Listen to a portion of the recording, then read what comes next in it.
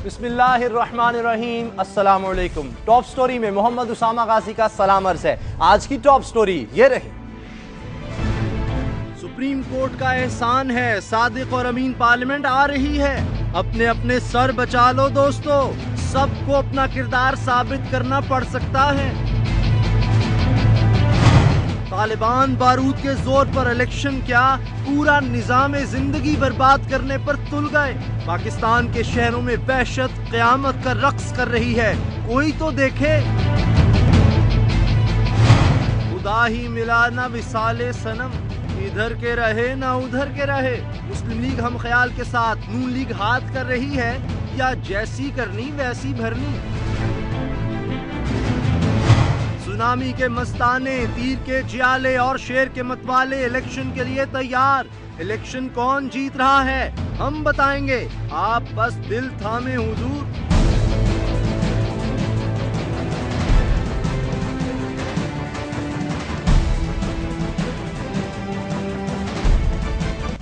Supreme court चाहती है कि जहां गाय का दूध खालिस फरोख्त ना होता हो, जहां सुर्ख मिर्च में सुर्ख ईंटें पीस पीस कर शामिल की जाती हों, जहां दूध के डब्बे में दूध के नाम पर सफेद कीमियाई महलूल बेचने वाले हों, जहां रिश्वत देने की आदत दादी अम्मा से लेकर मैट्रिक में पढ़ने वाली बच्ची तक हो, जहां बदउनवानी और हरामखोरी गाली ना हो बल्कि ऊपर की कमाई का तफाखुर हो, जहां पुलिस नाम की फोर्स लोगों को लूटने का सिंबल बन चुकी हो, जहां एक सूबे के चीफ जज को फर्जी मुकदमे में तारीख डलवाने के लिए अदालती रीडर को रिश्वत देने का मरला दरपेश हो, जहां दिफा के नाम पर हिसाब किताब ना देने की खुली छुट्टी हो, जहां पानी के नलके से लेकर बिजली के कनेक्शन तक सरकारी एहलकारों की मुट्ठी गर्म करना जरूरी हो, जहां इंसाफ लेना जान से गुजर जाने के मुतरादिफ हो चुका हो, जहां रोटी महंगी और गरीब की इज्जत सस्ती हो, वहां के सियासतदान आइन के आर्टिकल 62-63 पर पूरा उतरते हों। सुप्रीम कोर्ट यह भी चाहती है कि मुल्क में जाली डिग्री पर खा कोई डॉक्टर बना लोगों की जानों से खेलता फिरे, खैर है,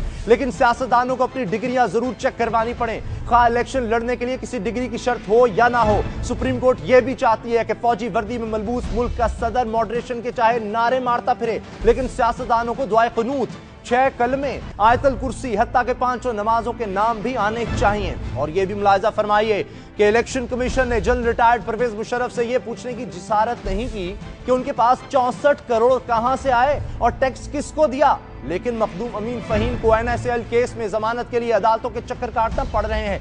इससे भी बढ़कर परवेज मुशर्रफ संगीन गद्दारी का इर्तिकाब करने पर भी आइन के आर्टिकल 62-63 की जद से महफूज, और आम सियासतदानों के लिए आर्टिकल नंगी और लपकती तलवार अब चली कि कब चली। खबर सुनिए, हुमायूं अजीज कुर्द को जाली डिग्री की वजह से 1 साल कैद और 5000 रुपए जुर्माना, खलीफा अब्दुल क़य्यूम को 3 साल सजा, 5000 जुर्माना, नासिर अली शाह के लिए अदम हाजिरी पर जायदाद कुर्क करने का हुक्म और इश्तिहारी अलग से करार, जमशेद दस्ती के खिलाफ फौजदारी मुकदमे की समात दर समात, मीर बादशाह खान कैसरानी के खिलाफ फर्द जुर्म आयद, मलिक इकबाल लंगड़ियाल के वारंट गिरफ्तारी जारी, अली मदद जतक के खिलाफ केस की कल समात होगी। बज़ाहिर यूं लगता है कि जैसे इलेक्शन कमीशन और सुप्रीम कोर्ट ने सियासतदानों को टारगेट कर रखा है, लेकिन गौर किया जाए तो ऐसा नहीं। अदालत की मंशा है कि पार्लियामेंट में सादिक और अमीन लोग आए। अदालत और इलेक्शन कमीशन इस मकसद के लिए आईनी छलनी लगाए बैठे हैं, और सुप्रीम कोर्ट जो कर रही है बिल्कुल ठीक कर रही है। मैं फिर कहता हूं, सुप्रीम कोर्ट जो कर रही है ठीक कर रही है, और अगर आइंदा पार्लियामेंट सादिक और अमीन हुई तो फिर इसकी सदाकत और अमीनी का अक्स पूरी रियासत में से नजर आएगा। फिर एहतसाब सबका होगा, डिग्रियों की तस्दीक फिर जजों की भी होगी, जर्नैलों की भी और अफसरों की भी। कर्जखोर फिर सारी सफ़ों से निकाले जाएंगे, गैर मुल्की अकाउंट्स के जिक्र का हल्का भी फिर फैल जाएगा। लेकिन सवाल यह है कि पार्लियामेंट के लिए सादिक और अमीनी का टेस्ट पास करने वाला सियासतदान इसका हौसला भी कर पाएगा या नहीं, क्योंकि आज मैं जद में हूं तो कोई खुशनुमा ना रहे, चराग सबके बुझेंगे, हवा किसी की नहीं। बात करते हैं पाकिस्तान पीपल्स पार्टी के रहनुमा सेनेटर सईद गनी से। सेनेटर साहब, ये बताएं कि अब सादिक और अमीन पार्लियामेंट जब हो जाएगी तो फिर बाकी जो लोग हैं, क्या उनके लिए भी कोशिश होनी चाहिए कि वो भी रियासत के मुलाजिम हैं, वो भी सादिक और अमीन हों और पाकबाज हों? एक तो बुनियादी तौर पर जो तरीक़ेकार अडॉप्ट किया गया इलेक्शन कमीशन की जानिब से, और सुप्रीम कोर्ट उसको बहुत ज़्यादा फोर्सफुली इम्प्लीमेंट कराने की कोशिश कर रहा है, मुझे उससे बुनियादी तौर पर शदीद एतराज़ात हैं जी। लेकिन सादिक और अमीन होना, इसको चेक करने का कोई पैमाना किसी के पास नहीं है। क्या हम ये सवाल कर सकते हैं कि जो लोग हमें चेक कर रहे हैं, जो हमें देख रहे हैं कि कोई सादिक और अमीन है या नहीं है, क्या वो इस मयार पर खुद पूरे उतरते हैं कि नहीं उतरते हैं। सही। और इस तरह से आप लोगों को रोक रहे हैं कि वो पार्लियामेंट में ना जाएं, जबकि जमहूरियत में ये हक सिर्फ उन लोगों के पास है जो वोट देकर अपने नुमाइंदों को मुंतखब करते हैं और किसी को वो नाकाम करा देते हैं। तो जो किसी कंस्टिट्यूंसी में जो लाखों लोग बसते हैं, उनसे बेहतरीन जज कोई नहीं हो सकता। कोई एक अदालत में बैठा हुआ जज, कोई एक रिटर्निंग ऑफिसर किसी कैंडिडेट को इतना अच्छा नहीं जानता जितना उस इलाके के लोग जानते हैं जहां से वो इलेक्शन कंटेस्ट कर रहा होता है। तो ये बुनियादी तौर पर तरीक़ेकारी गलत है। और आइन में जो 63 के हवाले से जो 3-4 चीज़ें अजीब व गरीब डाल दी गई हैं और जिसकी बुनियाद पर अगर आप जाएं और जो जिन लोगों की स्क्रूटनी हो रही है, तो लगता ये है कि वो किसी मस्जिद के पेश इमाम बनने जा रहे हैं या कोई आलिम दीन बनने जा रहे हैं जिस किस्म के सवालात उनसे पूछे जा रहे हैं। आप जमहूरियत के मुतालिक चले, उनसे पूछें, आइन के मुतालिक पूछें, कानून के मुतालिक पूछें, जो उनका बुनियादी काम है। लेकिन मजहब से मुझे कितना लगाव है, ये मेरा और अल्लाह का मामला है। किसी और फर्द को इस पर हक नहीं पहुंचता कि मुझ पर। सेनेटर साहब, आपका एतराज अपनी जगह दुरुस्त होगा, लेकिन अभी यह शर्त सिर्फ सियासतदानों के लिए है, पार्लियामेंटेरियंस के लिए, अवामी नुमाइंदों के लिए है। आप आइन में तरमीम कर दें तो फिर सब मुलाजमीन के लिए हो जाएगी। रियासत के तमाम मुलाजिम, चाहे किसी भी जगह से वो हों, चाहे जर्नैल हों, जज हों या ब्यूरोक्रेट। उसामा, तरमीम तो मेरा ख्याल है अब इसके बाद आई जाएगी, लेकिन बुनियादी चीज़ ये है कि आइन में बहुत सारी और चीज़ें भी हैं और उनको तो एक तरफ रख दिया जाता है। और ऐसी चीज़ें जिस पर आप किसी की गर्दन दबो सकते हैं, जिसको आप गलत तरीके से इलेक्शन में जाने से रोक सकते हैं, उन पर सख्ती से अमल दरामद किया जाता है। मैं आपको एक मिसाल दूं सिर्फ कि जाली डिग्री के हवाले से लोगों को बड़ी तेजी से सजाएं दी जा रही हैं। अगर किसी ने जाली डिग्री दी है, बहुत गलत किया है, जुर्म किया है, मैं उनको कतन डिफेंड नहीं करता हूं। लेकिन वो कानून जिसको सुप्रीम कोर्ट ने खुद खत्म किया और कहा कि ये डिस्क्रिमिनेटरी है, ये तालीमी शर्त नहीं होनी चाहिए थी, अब उस बुनियाद पर एक बदनीयती पर मबनी एक कानून एक फौजी डिक्टेटर ने नाफिज किया, जिसका बुनियादी मकसद ये था कि चंद लोगों को असेंबली में आने से रोका जाए। उस कानून की अगर किसी ने खिलाफवर्जी की है, उसको किसी ने तोड़ा है, तो वो इतना बड़ा जुर्म नहीं है, जबकि आइन को तोड़ना उससे बड़ा जुर्म है। मगर झूठ तो बोला। बिल्कुल स्ट्रिक्टली बाय बुक जाना चाहते हैं, स्ट्रिक्टली उसूलों पे जाना चाहते हैं कि जिसने छोटा भी गुनाह किया उसको सजा देनी है, बहुत अच्छी बात है। लेकिन फिर उसमें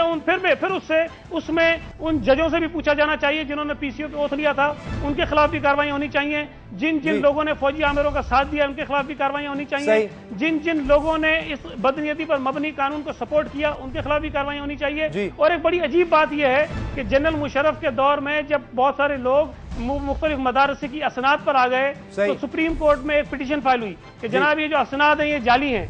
उस पर आज तक फैसला नहीं आया और आज भी सुप्रीम कोर्ट पर खामोश है। लेकिन दूसरी तरफ वो चंद लोग जिन्होंने, मैं समझता हूं कि फौजी आमिर के जो बनाए हुए गलत कानून को तोड़ने की कोशिश की थी, उनके खिलाफ तेजी से कार्रवाइयां हो रही हैं। आपने उस फौजी आमिर के खिलाफ कोई एक्शन नहीं लिया, कुछ नहीं किया आपने उसके खिलाफ?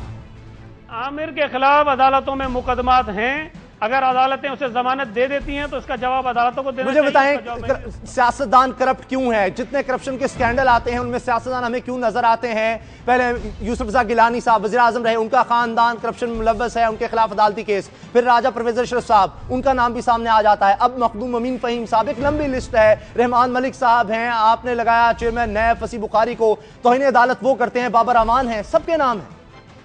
चेयरमैन नेब, रहमान मलिक, बाबर अवान, इनके खिलाफ कंटेम्प्ट ऑफ कोर्ट की कार्रवाई हो रही है। जिस तरह अल्ताफ हुसैन साहब ने जाकर माफ़ी मांगी और सुप्रीम कोर्ट ने बड़ी कुशादा दिली के साथ उनकी माफ़ी तस्लीम कर ली, मैं समझता हूं कि कंटेम्प्ट ऑफ कोर्ट में यही रवैया अदालत का होना चाहिए। लेकिन पीपल्स पार्टी के लोग जितने भी हैं, जब जाकर माफ़ीनामा दाखिल कराते हैं तो उनकी माफ़ी कबूल नहीं की जाती है। तो ये भी मैं समझता हूं कि दोहरा मयार है। जहां तक करप्शन के केसेस की बात है उसामा, आज से पहले हमारी जो दो हुकूमतें रहीं, 88 से 90 और 93 से 96 तक, जितने इल्जामात लगे उस पर शायद अब से जितना शोर मच रहा उससे ज्यादा शोर मचा और एक चीज अदालतों में साबित नहीं हुई, तमाम के तमाम मुकदमात गलत साबित हुए। आज भी इस दौर में जितने केसेस बने, साबित अभी तक एक भी नहीं हुआ है। साबित नहीं हुआ, लेकिन केसेस अपनी जगह मौजूद हैं और ये परसेप्शन है कि सियासतदान करप्ट हैं। बहरहाल देखते हैं, अगली हुकूमत आती है, अगली पार्लियामेंट आती है, वो ये 62-63 को फैलाती है नहीं कि तमाम रियासत के मुलाजमीन जो हैं वो भी सादिक और अमीन हो। ब्रेक का वक्त हो रहा है, हम शुक्रिया अदा करते हैं सेनेटर सईद गनी साहब का। ब्रेक के बाद मिलेंगे इस स्टोरी के साथ। तालिबान बारूद के जोर पर इलेक्शन क्या, पूरा निजाम जिंदगी बर्बाद करने पर तुल गए। पाकिस्तान के शहरों में वहशत क़यामत का रक्स कर रही है, कोई तो देखे।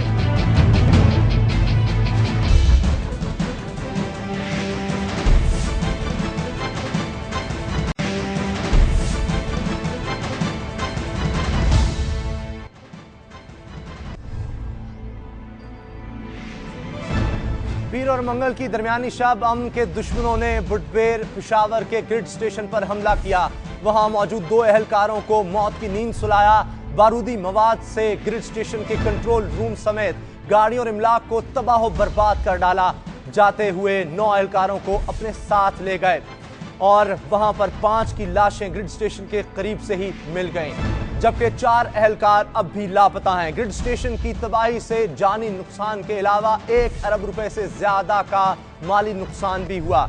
अब दहशतगर्दों ने एक ऐसी बड़ी कार्रवाई कुछ दिन पहले भी की। 3 दिन पहले बलूचिस्तान में भी इसी तरह की कार्रवाई की। बख्तियाराबाद और इसके करीब टावर को उड़ाने से 17 अजला में बिजली की सप्लाई मुअत्तल हो गई और उसके बाद मुकम्मल तौर पर अब तक बिजली बहाल नहीं हो सकी। दहशतगर्दों की इन कार्रवाइयों से लगता यही है कि शहरी जो पहले घरों से बाहर गैर महफूज थे, अब दहशतगर्द इन्हें घरों में भी अजियत में मुब्तला करना शुरू कर चुके हैं। लगता यही है कि तालिबान बारूद के जोर पर इंतखाबात ही नहीं बल्कि पूरा निज़ाम जिंदगी बर्बाद करने पर तुल गए हैं।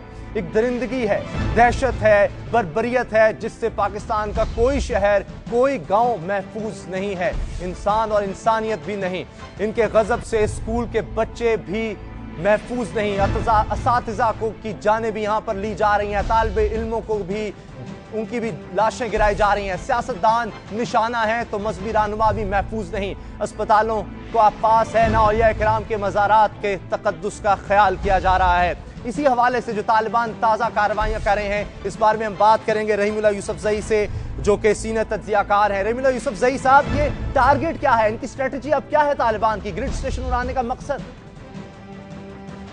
देखिए, ग्रिड स्टेशन तो पेशावर शहर, कोहाट और बाकी इलाकों को बिजली सप्लाई करती है, तो मकसद तो यही है कि बिजली का निज़ाम जो है मुअत्तल किया जाए, हुकूमत बिल्कुल बेबस और नाकाम नज़र आए, आवाम को भी मुश्किलात का सामना हो ताकि उनको एहसास हो कि तालिबान इस इलाके में मौजूद हैं, उनके पास ताकत है, वो जब चाहें जहाँ चाहें हमले कर सकते हैं। तो फिर क्या इलाज क्या है? मुज़ाकरात भी किए गए, एक्शन की भी बात होती है, वहां भी सपोर्ट नहीं मिलती। यूं तो लगता है तालिबान जो चाहे कर सकते हैं, बुटबेर के इलाके में आते हैं, कोई नहीं रोकने वाले नहीं, इस कदर बारूद साथ ले आते हैं, इतना आसान है कार्रवाइयां करना? देखें, यहाँ तो पहले भी इस तरह के हमले हुए हैं। ये बड़ाबेर का जो इलाका है, बड़ाबेर, मतनी, ये सारा जो है यहाँ पर तो बेशुमार हमले हो चुके हैं, बम धमाके भी हुए और पहले भी जो बिजली का निज़ाम है उसके ऊपर कई बार हमले हुए हैं। तो मेरे ख्याल में ये कोई नई बात नहीं है। अलबत्ता ये परेशानी की बात है कि बार बार इन इलाकों में वो लोग हमला कर सकते हैं, इनको रोकने वाला कोई नहीं है और जो यहाँ पे इंतज़ामात किए गए हैं वो नाकाफ़ी हैं। आप देखें, शेख मोहम्मदी का 500 केवी का जो ग्रिड स्टेशन है, ये 2 जो बड़े यहाँ पे इस तरह के स्टेशंस हैं, एक ये पेशावर में है, शेख मोहम्मदी में, और एक मर्दान में। अब इसकी तो मुकम्मल हिफाजत होनी चाहिए, इसलिए कि इसके ऊपर अगर हमला होगा तो पूरा बिजली का निज़ाम इस इलाके में मुअत्तल हो जाएगा। सही। पहले हम देखते थे खुद कुछ हमले होते थे, अब इनके अलावा ये गुरीला हमले भी हो रहे हैं। कुछ स्ट्रेटजी में तब्दीली है इस लिहाज से? देखें, ये जो हमला आवर हैं, ये हालात के मुताबिक अपनी प्लानिंग करते हैं। जहाँ पर गफलत का मुजाहरा होगा, जहाँ पे सिक्योरिटी कम होगी, वहाँ पर हमला करेंगे। अगर कोई ऐसी तनसीबात हैं जहाँ पे काफ़ी इंतज़ामात हुए, वहाँ पर भी ये कोई न कोई कमज़ोर जगह और पहलू को तलाश कर लेंगे और वहाँ पे हमला होगा। पहले ये बड़ी बड़ी गाड़ियों में बारूद भर कर लाते थे और हमले करते थे, अब वो मुमकिन नहीं है, तो उन्होंने अपनी स्ट्रेटजी तब्दील कर दी। बाद में छोटी गाड़ियों में और उसके बाद मोटरसाइकिल, साइकिल, इन्होंने हर तरीका इस्तेमाल किया है। आप देखें कि ये तो एक मुसलसल जंग है, इसमें तो गफलत बिल्कुल नहीं करनी चाहिए, क्योंकि जो हमला आवर हैं उन्होंने ये देखना है कि कहाँ पर वो हमला कर सकते हैं, वहाँ पर वो हमला करेंगे। लेकिन हम देखते हैं कि दर्जनों की तादाद में, बाज़ औक़ात सैकड़ों की तादाद में ये हमला करते हैं, पुलिस वालों को अगवा भी कर लेते हैं, उनकी गर्दनें तक काट देते हैं। तो इतनी बड़ी तादाद में ये किस तरह मोबिलाइज हो जाते हैं, किस तरह यहाँ तक पहुँच जाते हैं?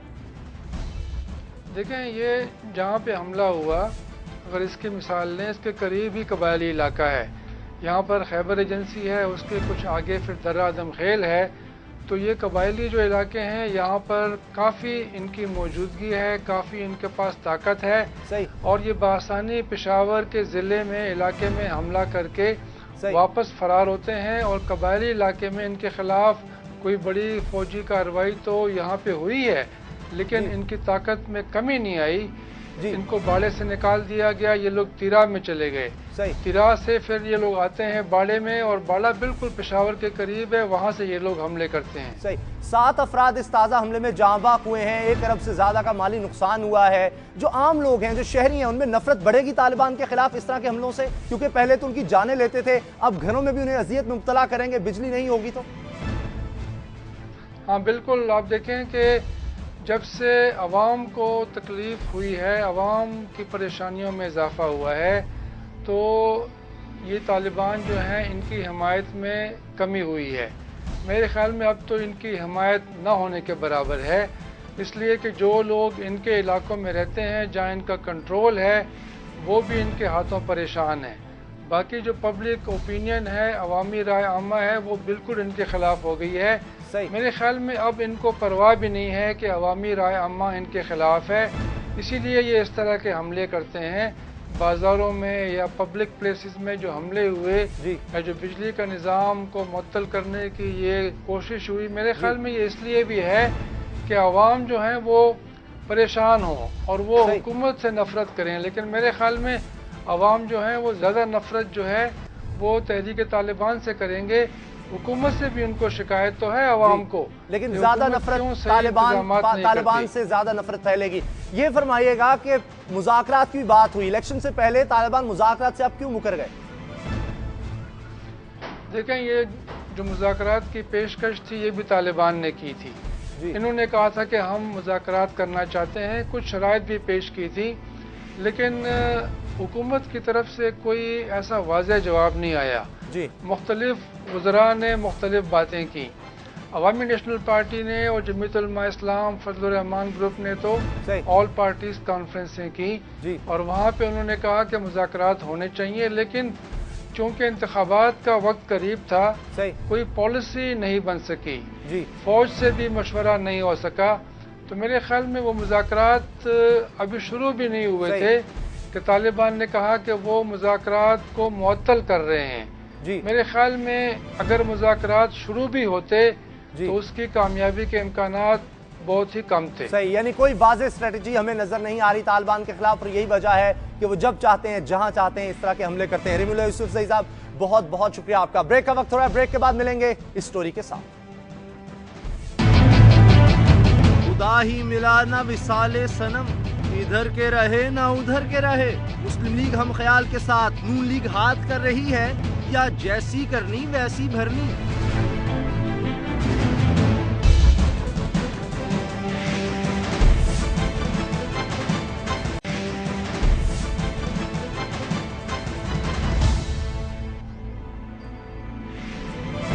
मुल्क में इंतखाबी माहौल गर्म है। इलेक्शन कमीशन उम्मीदवारों के कागजात नामजदगी की बेरहमाना जांच पड़ताल कर रहा है, जिसकी वजह से सियासी जमातों को भी अपने अपने उम्मीदवारों के नाम फाइनल करने में खासी मुश्किल हो रही है। इंतखाबात का मैदान अकेले सर करना है या फिर किसी को साथ मिलाना है। सियासी इत्तेहादों, सियासी जमातों के दरमियान सीट एडजस्टमेंट के बहुत से मामला तय पा चुके, मगर सियासत में कोई बात हरफ आखिर नहीं होती। किसी भी वक्त इत्तेहादी साथ छोड़ जाते हैं, हरीफ हलीफ बन जाते हैं। कौन किसके साथ है पता इंतखाबात में चलेगा। मुस्लिम लीग हम ख्याल ग्रुप और नून लीग के दरमियान होने वाली सीट एडजस्टमेंट का मामला भी कुछ ऐसा ही है। दोनों जमातों के दरमियान सीट एडजस्टमेंट का फार्मूला तो पिछले साल ही तय पा गया था, जिसके तहत हम ख्याल ग्रुप को 11% के तनासुब से कौमी असम्बली की 30 नशिस्तें देने पर इत्तेफाक हुआ था। यही फार्मूला सूबों में भी लागू करने की बात हुई थी। क्या यह मुआहदा अब भी मौजूद है या फिर हालात बदल चुके हैं? क्योंकि दोनों तरफ मुकम्मल खामोशी छाई है। नाक़िदीन कहते हैं हम ख्याल ग्रुप को सियासी वजूद कायम रखने के लिए हर सूरत नून लीग का साथ चाहिए, लेकिन नून लीग शायद हम ख्याल वालों को ट्रक की बत्ती के पीछे लगाने वाली बात तो नहीं कर रही। वजह शायद परवेज मुशर्रफ से साथ निभाना हो। ये जानेंगे हम ख्याल के रहनुमा हुमायूं अख्तर खान साहब से, हमारे साथ स्टूडियो में मौजूद हैं। अख्तर खान साहब, अगर सीट एडजस्टमेंट पर आपको क्या लग रहा है, मुस्लिम लीग नून वादे पूरे करेगी? देखिए, ये हम ख्याल जो है ये एक मीडिया का नाम है। बुनियादी तौर पे ये काफ लीग है जो 2009 में टूटी और चौधरीज कहते हैं हम इसके लीडर हैं और हम कहते हैं हम इसके लीडर हैं। हमारे सदर अरबाब गुलाम रहीम हैं, चेयरमैन ठट्टर साहब, सेक्रेटरी जनरल मैं हूँ, सलीम सैफुल्लाह साहब हैं। वो गए पीपल पार्टी के साथ, हम आ गए PMLN के साथ, क्योंकि हम मुस्लिम लीग को इकट्ठा करना चाहते थे। वो गए वजारतों और फंड्स के एवज, हमने कोई चीज़ डिमांड नहीं की। ये जो तनासुब तय हुआ 11% का, अब ये एक रिटर्न मुआहदा हुआ पिछली मई में, जिसमें 11% की बात दर्ज है और सारा कुछ है। देखिए, अब जो निशान का जब टाइम आया, जब मुआहदा हुआ था निशान की बात है, अब निशान का टाइम आया, अरबाब साहब वापस आए, उन्होंने कहा जी सिंध में मैं अपना निशान इस्तेमाल करना चाहता हूँ, शेयर का नहीं करना चाहता। और उनका एक पुरानी पार्टी थी पीपल मुस्लिम लीग, उसका उन्होंने निशान इस्तेमाल किया। हम ख्याल जो है ये इलेक्शन कमीशन में चंद महीने पहले सिर्फ इसलिए कुछ वर्कर्स ने हमारे रजिस्टर की थी ताकि ये नाम, क्योंकि मीडिया में चढ़ चुका था, वो नाम कोई और इस्तेमाल ना कर जाए रजिस्टर होके। अदरवाइज टेक्निकली ये सिर्फ पाकिस्तान मुस्लिम लीग काफ है और इसकी डिस्प्यूटेड लीडरशिप है, जो लाहौर हाई कोर्ट में मामला। पीपल्स मुस्लिम लीग कौन सी? अब पीपल मुस्लिम लीग सिर्फ इसलिए अरबाब साहब इस्तेमाल कर रहे हैं कि उन्होंने सिंध में अपना एक निशान अपने कैंडिडेट्स के लिए इस्तेमाल करना है। लेकिन अरबाब साहब का जो सीट एडजस्टमेंट हमारी डील है नून के साथ सिंध में, वो इंटैक्ट है। पंजाब में फिर क्या है? इधर पंजाब में उसामा साहब, पंजाब में ये हुआ है कि बातचीत शुरू हुई और बड़े कई महीने जारी रही है। पंजाब में हमने इनिशियली 20 सीटें मांगी थी, वो कम होती होती 12 पे आ गए। ऑब्वियसली अगर अलायंस भी हो तो टिकट तो उसको दिया जाता है जो सीट जीत सके। जब हमारा फैसला हुआ कि हमने शेर के सिंबल में बकाया सिंध के अलावा पाकिस्तान में लड़ना है, तो हमारे बहुत से ऐसे कैंडिडेट्स थे, अगर हमने शेर के, वो डायरेक्ट हमारी लिस्टों में थे, जो जिनका डायरेक्ट नून में शमूलियत इख्तियार हो गई, और हमें उसमें कोई ऐसा एतराज बिल्कुल 12 सीटों पर आप मुतमईन हैं? अगर इसमें भी मुस्लिम लीग ने हाथ कर दिया तो फिर आप क्या करेंगे? कहां जाएंगे? तहरीक इंसाफ या कोई और? बाकी सीटें सब हुआ ये है लेटली, जिस पे थोड़ा शोर मचा है कि जो PMLN की खवातीन की लिस्ट आई है उसमें हमारी जो रिकमेंडेशंस थी वो उनकी शमूलियत नहीं है, या माइनॉरिटीज की जो लिस्ट आई है उसमें हमारी रिकमेंडेशन की शमूलियत नहीं है। दूसरा ये कि हमारे 11% की तो बात हुई थी, लेकिन जो मेन लीडर्स थे जैसे सलीम सैफुल्लाह साहब, उनको तो शेयर का टिकट मिला है, या अरबाब साहब से चीफ एडजस्टमेंट उनकी तरफ से इंटैक्ट है। इधर गोहर अयूब साहब ने शमूलियत इख्तियार कर ली, इनकी एक्सेप्शंस थी, इनकी बात वाज़े तौर पे की गई थी। हमें ना से चट्टा साहब की पंजाब में, वो अब पूरी होती नजर नहीं आ रही। मेरी ये बात की गई थी कि जी आप फैसलाबाद से लड़ेंगे या आपको बेहतर हल्का आपस में मशवरा करेंगे, और चट्टा साहब की क्लियरली ये बात हुई थी। इस पे अभी तक खामोशी है, लेकिन मुझे पता है कि मियां साहब जिस पाए के लीडर हैं और ये इतनी बड़ी पार्टी है, जो उन्होंने वादा किया है वो निभाएंगे। ना निभाया, फिर आप अकेले इलेक्शन लड़ेंगे, आजाद इलेक्शन ना निभाया तो वो जब वक्त आएगा, मैं उम्मीद नहीं करता कि वो वादा नहीं निभाएंगे। अगर हो गया, फर्ज करें, दो ही रास्ते हैं ना, अगर तो निभा दिए फिर क्या करेंगे? अकेले जाएंगे, तहरीक इंसाफ में जा सकते हैं, मुस्लिम काफ में वापस जाएंगे, क्या करेंगे? हाइपोथेटिकल सिचुएशन पे बात ना करें। देखिए उधर अरबाब साहब 8-10 सीटों पे सीट एडजस्टमेंट कर रहे हैं सिंध में, फ्रंटियर में एक अब भी पूरी उम्मीद है। थोड़ा सा इलेक्शंस पर आ जाते हैं। अब स्क्रूटिंग बड़ी बेरहमाना हो रही है, इलेक्शन कमीशन कहता है बेरहमाना स्क्रूटिंग, बड़ी अच्छी बात है। जो सवाल पूछे जा रहे हैं, आपसे भी कोई सवाल हुआ, कोई कलमों के बारे में, नमाजें, दुआए क़ुनूत, इस बारे में भी सवाल हो रहे हैं? नहीं, मेरे से आज नहीं हुआ, आज मेरी 3 स्क्रूटनीज थी, लेकिन मेरी तो नॉर्मल जैसे हमेशा स्क्रूटनी होती है वो थी। मैं वो सारे कलमात पढ़ के गया था, तैयारी करके गया था। तैयारी करके ये आपने अच्छा, क्योंकि कई लोग आज भी मीडिया में नजर आ रहा था कि उनको बहुत सी चीज़ें याद नहीं थी। वो नहीं तो एक खबर ये चल रही थी कि कहा गया हुमायूं अख्तर खान साहब ने कि मेरी 2010 में तो आमदनी नहीं थी। परसेप्शन लोगों में ये आ रहा है कि टैक्स मैंने नहीं दिया, तो फिर ये गाड़ियाँ, ये शान और शौकत, ये सब कैसे है? देखिए सिर्फ एक रिटर्निंग ऑफिसर ने एक खाना खाली था इनकम का। इनकम जो होती है, इनकम टैक्स फॉर्म, ये जो नॉमिनेशन फॉर्म है, टेक्निकल डॉक्यूमेंट है। उसने कहा था कि पिछले 3 साल के टैक्स लिखो। वो टैक्स मैंने लिखे हुए थे लाखों रुपए के, सही, लेकिन उसमें एक खाना जो इनकम था, जो रिक्वायरमेंट नहीं थी, उसने कहा वो खाली क्यों है। तो हमने अपने अकाउंटेंट से पकड़ के उसको उधर ही फिल कर दिया, एक रिटर्निंग ऑफिसर ने सही। उसमें टैक्स आगे लाखों रुपए अदा किया हुआ है और साथ एसेट्स शीट भी है, आमदनी आपने वेल्थ उसमें नहीं स्टेटमेट भी साथ अटैच्ड है। तो ये बात गलत है तो कि वो आपने कहा कि मेरी 2010 में आमदनी नहीं थी, मैं टैक्स कहां से देता।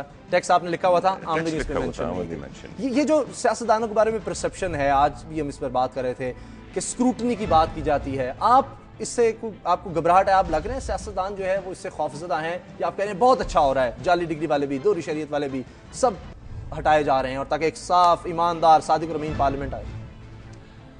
देखिए, हमें इन चीज़ों पे तरजीह नहीं देनी चाहिए कि जी आपको कलमात कितने आते हैं या आप पाकिस्तान पे यकीन रखते हैं कि नहीं रखते और कायद आज़म को मानते हैं नहीं मानते।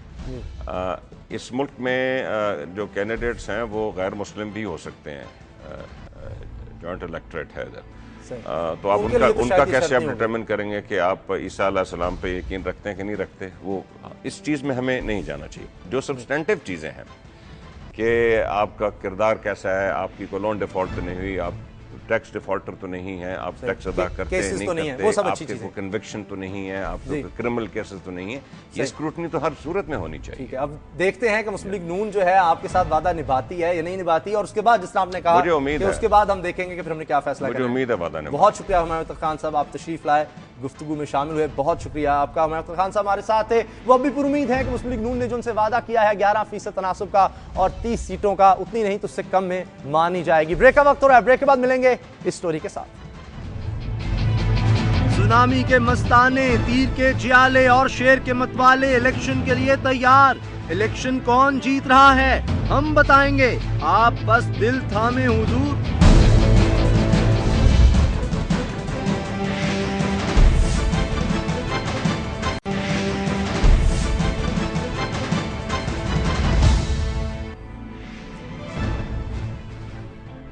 पाकिस्तान में इंतखाबात का मौसम टूट कर आया है। पूरी कौम वोट के जरिए मुल्क का इख्तिदार अपने नुमाइंदों के सुपुर्द करने जा रही है।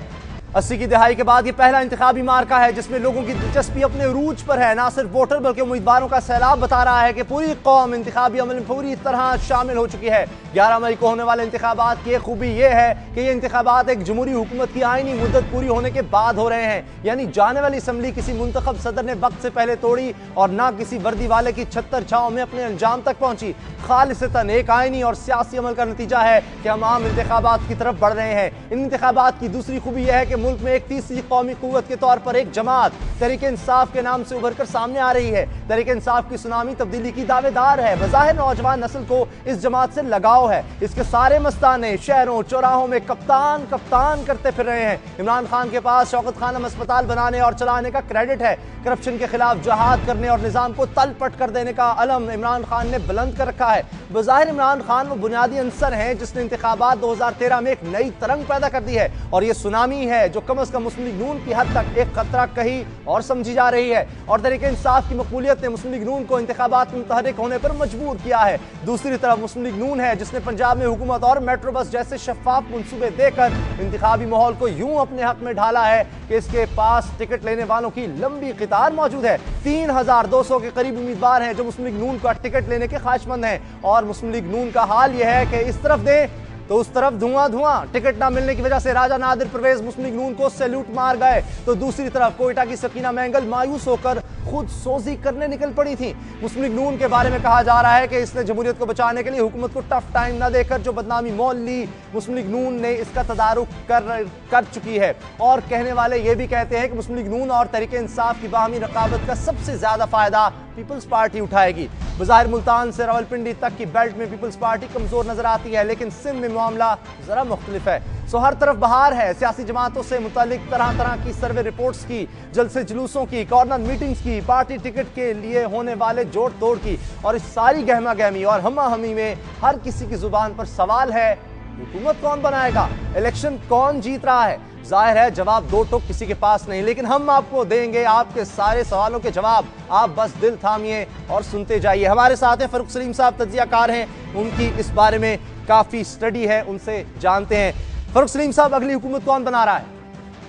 पिछले 42 सालों में कोई 9 इलेक्शंस पाकिस्तान में हो चुके हैं और उन इलेक्शंस की नज़र में, उन इलेक्शंस की ने जो डेटा क्रिएट किया है उसकी नज़र में, उसके बेसिस के ऊपर ट्रेजेक्टरी को प्रोजेक्ट करने की कोशिश करें कि उनके बेसिस के ऊपर फ्यूचर में क्या होने वाला है या क्या हो सकता है। सही।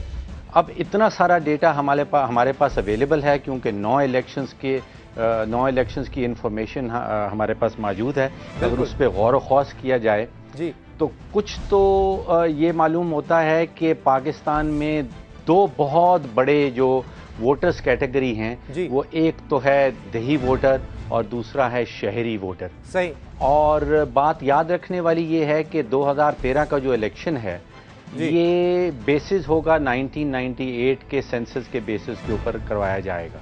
सही। और 1998 के सेंसस के बेसिस के ऊपर लगभग 70% वोटर जो हैं वो दही इलाकों में हैं और 30% जो हैं वो शहरी इलाकों में। ज्यादा आबादी दही है। अब शहरी इलाके के वोटर्स जो हैं वो इशू ड्रिवन वोटर कहलाए जा सकते हैं। वो ये सोचते हैं कि शायद पीपल्स पार्टी की हुकूमत ने गवर्नेंस अच्छी की या मिस गवर्नेंस की या उसके नताइज क्या निकले, या पाकिस्तान और अमेरिका के ताल्लुकात कैसे रहे, या ड्रोन्स अटैक का मसला क्या है। फिर 70% वोटर वो हैं वो क्या सोचते हैं, दही इलाकों में हैं और जो इशू ड्रिवन वोटर नहीं है। जी।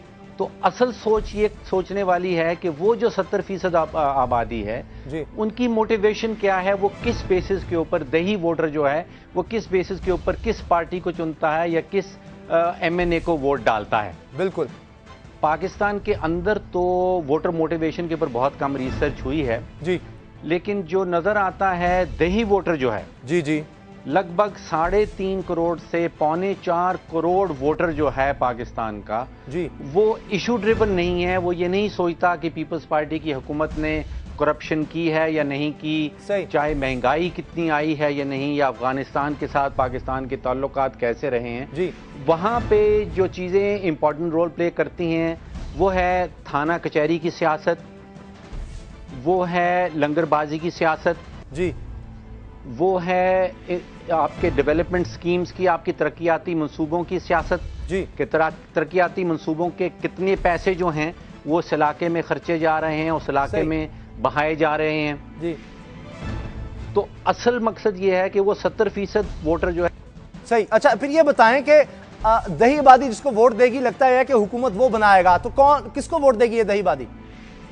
ये पाकिस्तान का एक खित्ता ऐसा है, अब टोटल में हमारे पास 272 डायरेक्टली कंटेस्टेड सीटें हैं नेशनल असेंबली की। एक पाकिस्तान का खित्ता ऐसा है जिसमें 100 सीटें हैं नेशनल असेंबली की और वो खित्ता शुरू होता है रावलपिंडी से और साउथ तक जाता है मुल्तान तक जी। तो रावलपिंडी और मुल्तान के दरमियान में जो 100 सीटें हैं नेशनल असेंबली की वो रियली डिटरमिन करेंगी कि कौन हुकूमत बनाएगा। और तारीखी तौर पे, रवायती तौर पे जितने भी इलेक्शंस गुजरे हैं पाकिस्तान में, इसी खित्ते ने हुकूमत बनाने वालों को इलेक्ट किया है। सही।